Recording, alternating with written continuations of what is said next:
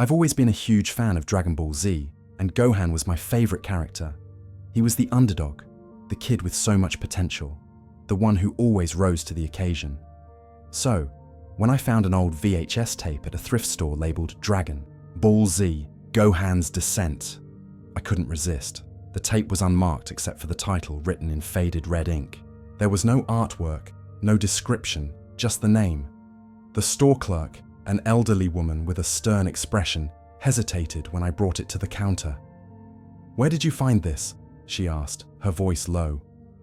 "Over there, in the anime section," I said, pointing to a dusty corner of the store. She shook her head. "This tape doesn't belong here. It's not for sale," I frowned. "Why not? It's just an old Dragon Ball Z tape." She leaned in closer, her eyes narrowing. "Some things are better left forgotten. Trust me, you don't want this." But I was curious. I insisted, and after a moment, she reluctantly handed it over. As I left, I could have sworn I heard her whisper, "You'll regret it." When I got home, I dusted off my old VCR and popped the tape in.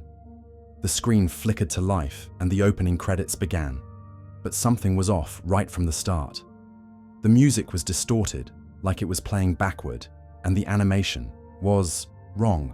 The colors were too dark, the lines too jagged. It felt like I was watching something that wasn't meant to exist. The title card appeared, Dragon Ball Z, Gohan's Descent. But the font was strange, almost like it was written in blood. The episode started with Gohan training alone in the hyperbolic time chamber. His movements were slow, almost robotic, and his face was expressionless. The camera zoomed in on his eyes, and for a moment I swear they were completely black. Then, the screen glitched. The glitch passed, and the episode continued. Gohan was now standing in front of a strange, glowing portal. A voice echoed from within. It, deep, distorted, and impossible to ignore. "Gohan, you've always been afraid, but I can change that." Gohan hesitated, his face flickering between fear and determination. The voice continued, "Step through, and you'll become stronger than your father, stronger than anyone." Against his better judgment, Gohan stepped into the portal. The screen cut to black. When the image returned, Gohan was in a place that looked like hell. The ground was cracked and burning, the sky was blood red, and the air was filled with the sound of distant screams. He wasn't alone. A shadowy figure approached him. It looked like a distorted version of himself, but taller, darker, and with glowing red eyes. "You've always been weak," the shadow hissed, "but here you can be more. You can be perfect." Gohan tried to fight, but the shadow was too fast. It grabbed him by the throat and whispered, "You'll never escape." The screen glitched again, and the episode abruptly ended. I sat there, staring at the static-filled screen, my heart pounding. What the hell had I just watched? It wasn't like any Dragon Ball Z episode I'd ever seen. The animation, the tone, the voice, it all felt wrong. I rewound the tape, thinking I'd missed something. But when I pressed play, the episode was different. And that's when things got even stranger. I rewound the tape, thinking I'd missed something. Maybe I'd zoned out during a crucial part. But when I pressed play, the episode was different. Gohan was back in the hyperbolic time chamber, but this time, he wasn't alone. Goku, Piccolo, and Vegeta were there, but they looked wrong. Their faces were twisted into grotesque smiles, and their eyes were hollow. Their movements were jerky, unnatural, like puppets being controlled by invisible strings.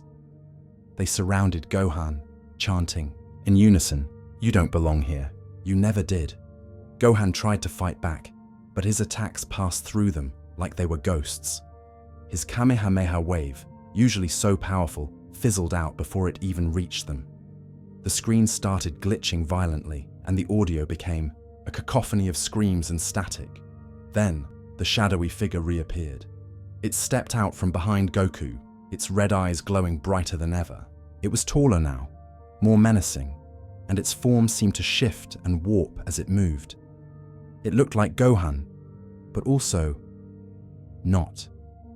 Its skin was cracked like dried earth, and its voice was a low, guttural growl.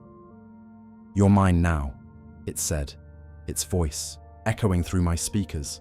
The screen went black, and a single line of text appeared. "Do you see him?"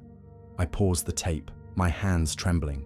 The room felt colder, and I could have sworn I heard whispering behind me. But when I turned around, there was nothing there. I pressed play again. This time, the episode showed Gohan standing in front of a mirror. The reflection wasn't him.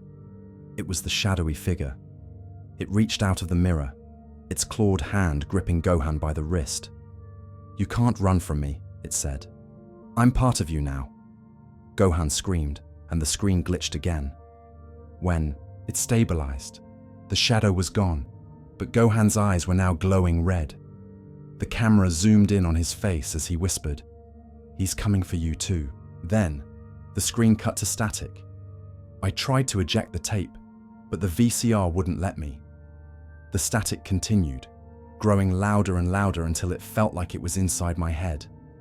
I yanked the power cord out of the wall, but the TV stayed on. The static cleared and I saw Gohan again.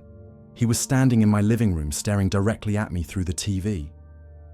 "Help me," he said, his voice breaking. "He's here." Before I could react, the shadowy figure appeared behind him, its red eyes glowing, brighter than ever. It grabbed Gohan and pulled him into the darkness. The screen went black and a final message appeared. "You're next."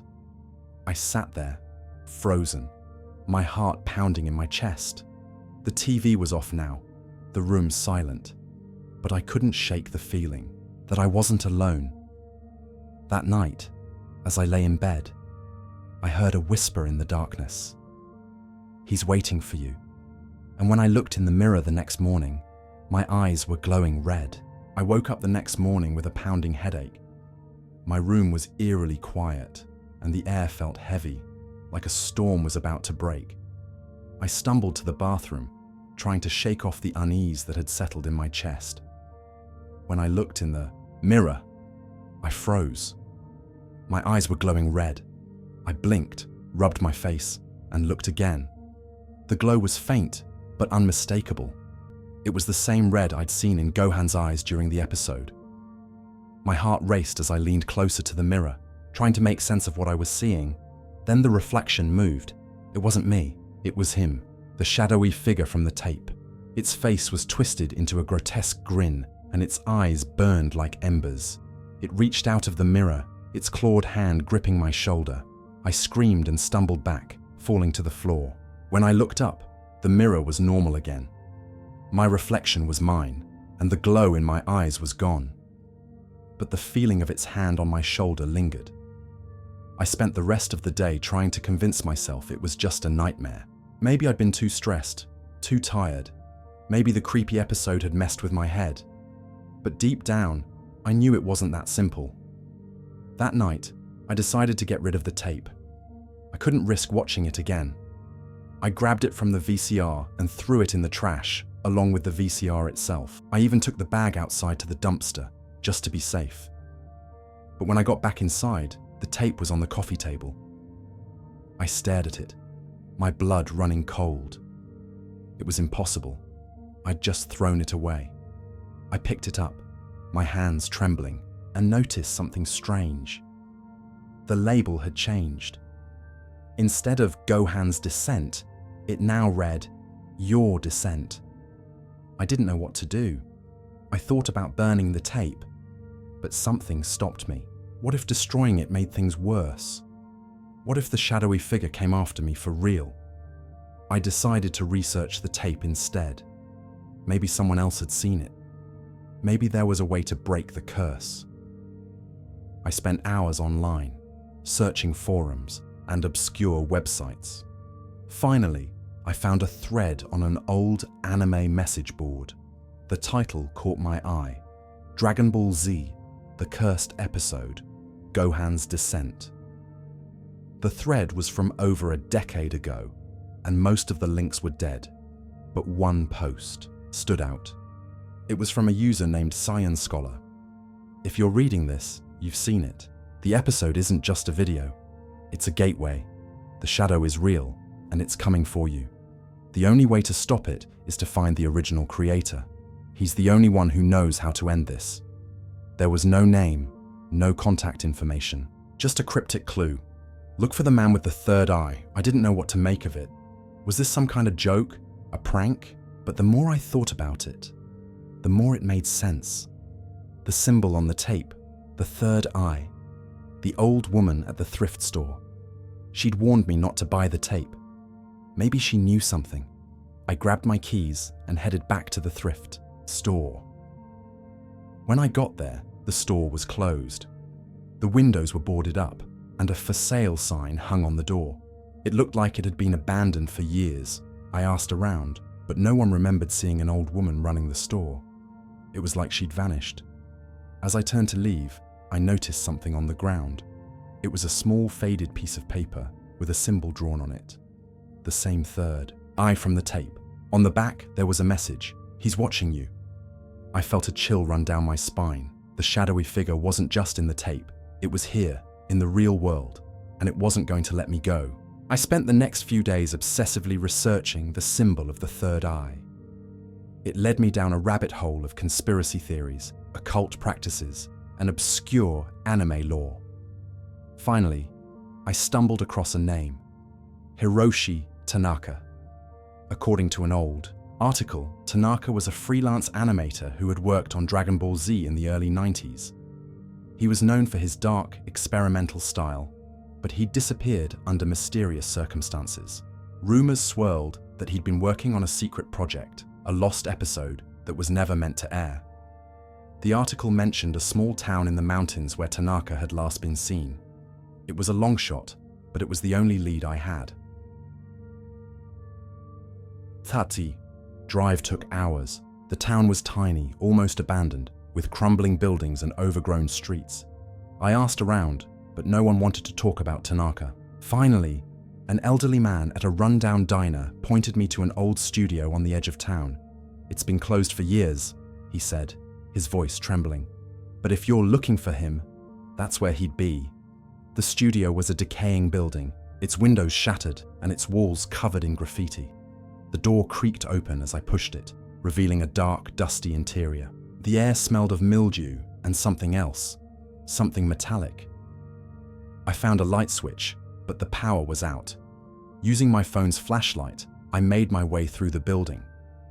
The walls were lined with old animation cells, most of them damaged or faded. But one caught my eye. It was Gohan. The cell showed him standing in front of the shadowy figure, his face twisted in fear. The figure's red eyes seemed to glow even in the dim light. At the bottom of the cell, there was a note. "The shadow is born of regret. It feeds on weakness. It cannot be destroyed, only contained." I kept searching, eventually finding a door marked editing room. It was locked, but the wood was so rotten that it gave way with a single kick. Inside, the room was filled with old equipment. Film reels, editing machines, and stacks of VHS tapes. In the center of the room was a desk covered in papers and sketches. And sitting at the desk was a man. He was thin, with wild hair and hollow eyes. He didn't look up as I entered. "Hiroshi Tanaka?" I asked, my voice barely above a whisper. He turned slowly, his eyes locking onto mine. They were the same glowing red I'd seen in the mirror. "You shouldn't have come here," he said, his voice raspy and broken. "It's too late for me.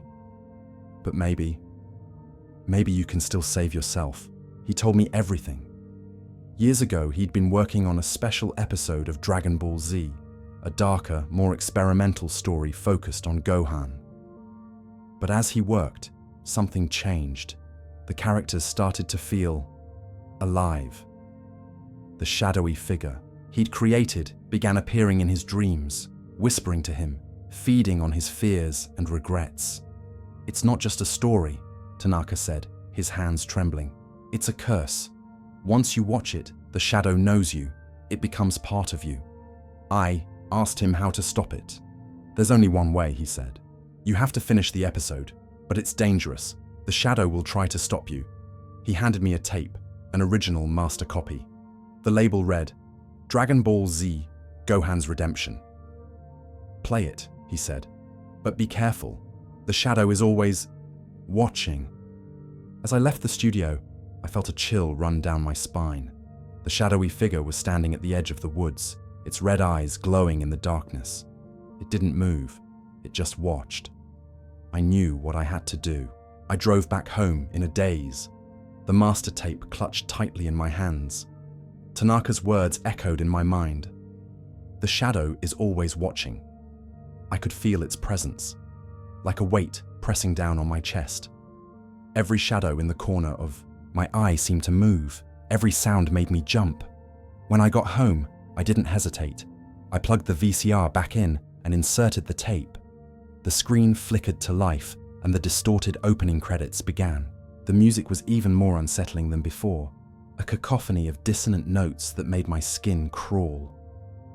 The episode started where the last one had left off. Gohan was in the wasteland, his eyes glowing red. The shadowy figure loomed over him, its form shifting and writhing like smoke. "You can't escape me," it hissed.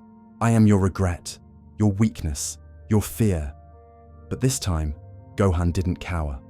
He stood tall, his fists clenched. "I'm not afraid of you anymore," he said, his voice steady. "I won't let you control me." The shadow laughed, a deep, guttural sound that made the screen shake. "Foolish mortal, you think you can defeat me? I am eternal." The battle began. Gohan fought with everything he had, his movements fluid and precise. But the shadow was relentless. It dodged his attacks effortlessly, its form twisting and reforming like liquid darkness. As I watched, I realized something. The shadow wasn't just in the episode, it was in the room with me. The air grew colder, and the shadows on the walls seemed to stretch and writhe. I could feel its presence, like a hand closing around my throat. "Finish it," a voice whispered in my ear. It was Tanaka's voice, faint but urgent. "You have to. Finish it." On the screen, Gohan was losing. The shadow had him pinned, its claws digging into his chest. But then, something changed. Gohan's eyes stopped glowing. They were normal again, focused, determined. "I'm not alone," he said. The screen glitched, and suddenly, Goku, Piccolo, and Vegeta were there. They weren't distorted or hollow-eyed, like before. They were themselves, strong and resolute. Together, they attacked the shadow. Goku's Kamehameha, Piccolo's Makanko Sappo, Vegeta's final flash, they all hit their mark. The shadow screamed, its form unraveling like thread. "You can't destroy me," it roared. "I am part of you." "Yes," Gohan said, his voice calm. "But you don't control me anymore." With a final blinding flash of light, the shadow was gone. The screen went black. For a moment, there was silence. Then, a single line of text appeared. "Thank you." The tape ejected itself. I sat there stunned. The room felt lighter, the air warmer. The shadows on the walls were just shadows again. I thought it was over. But then I heard a voice. "Not yet." I turned around. The shadow was standing in the corner of the room, its red eyes glowing faintly. It was smaller now, weaker, but still there. "You think you've won," it whispered. "I'll always be with you, in your regrets, in your fears." I stood up, my heart pounding. "No, you're not part of me anymore." I grabbed the tape and smashed it against the wall. The plastic shattered, and the film inside unraveled like a snake. The shadow screamed, its form dissolving into smoke. When it was gone, the room was silent. I thought that was the end. But as I cleaned up the broken pieces of the tape, I noticed something. On one of the shards of plastic, there was a symbol, the third eye, and it was glowing.